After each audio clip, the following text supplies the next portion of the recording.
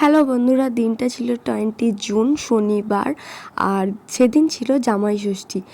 আর এই ভ্লগটা হচ্ছে জামাই ষষ্ঠী না জামাই ষষ্ঠী না, ভ্লগটা হচ্ছে বৌমা ষষ্ঠীর।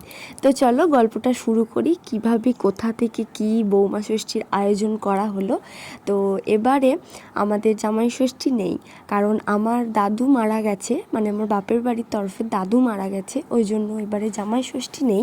মানে খাওয়া দাওয়া আছে, ফোঁটা নেওয়ার রিচুয়ালসটা নেই কো, তাই এবারে আর যাওয়াও হয়নি। আগের বছরও তাই হয়েছিল, মানে আমার দাদু শ্বশুর মারা যাওয়ার জন্য আমাদের কাল ওষুধ ছিল, ওই জন্য আর যাওয়া হয়নি।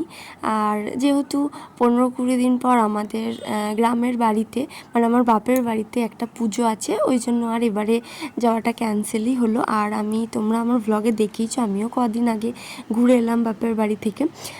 যাই হোক, তো এই বাবা আর মা, মানে অর্থাৎ আমার শ্বশুর শাশুড়ি মিলে প্ল্যান করেছে এবারে যখন জামাই ষষ্ঠী নেই, তো আমাকে তারা বৌমা ষষ্ঠী দেবে।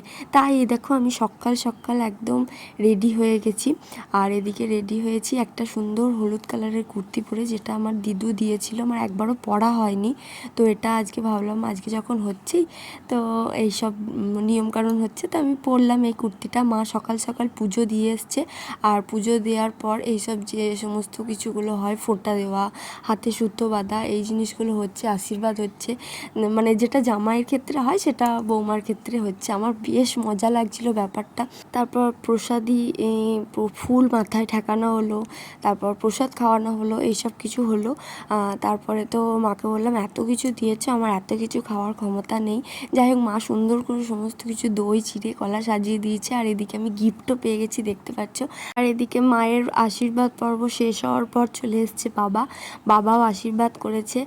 আর এটা হুট করেই প্ল্যান, সকালে উঠে দেখছি বাবা মাছ টাছ এনে বলছে এরম বৌমা ষষ্ঠী হবে, তো এরমভাবেই ঠিক হয়েছে। তো আগের দিন সন্ধেবেলায় হালকা হালকা আভাস পাচ্ছিলাম, কিন্তু আমি পুরোপুরি বুঝতে পারিনি।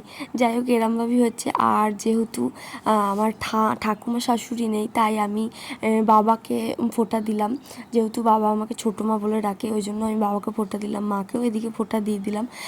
তো তারপরে এই দেখো, দেখতেই পাচ্ছ কত সুন্দর করে সমস্ত কিছু সাজিয়ে দিয়েছে, যদিও বা আমি এত কিছু খেতে পারিনি। তারপর তো ওখান থেকে অল্প অল্প খেয়ে নিয়েছিলাম। আর খাওয়ার পর মা বললো ব্লিঙ্কিটে কিছু জিনিস অর্ডার দিয়ে দাও, তো আমি অর্ডার দিয়েও দিলাম, আর সঙ্গে সঙ্গে চলেও এলো। দেখতেই পেলে 12 মিনিটের মধ্যে চলে এলো।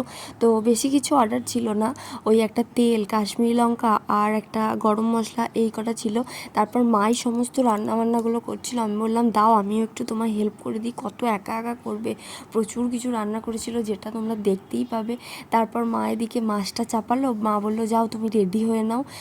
তো আমি দুপুরে খাওয়া দাওয়ার জন্য এই শাড়িটা পরেছি। এই শাড়িটাও আমার বিয়েতে আমি পেয়েছিলাম, এক মাসি শাশুড়ি আমাকে দিয়েছিল, তো যেটা আমি আজকে পরলাম, এই ফার্স্ট ভাঙলাম। তো কেমন লাগছে অবশ্যই জানাও। আর এই যে এত কিছু আয়োজন করেছিল মা, আর কি কি আয়োজন ছিল না ছিল, এটা একটা পরের ভিডিও আসবে।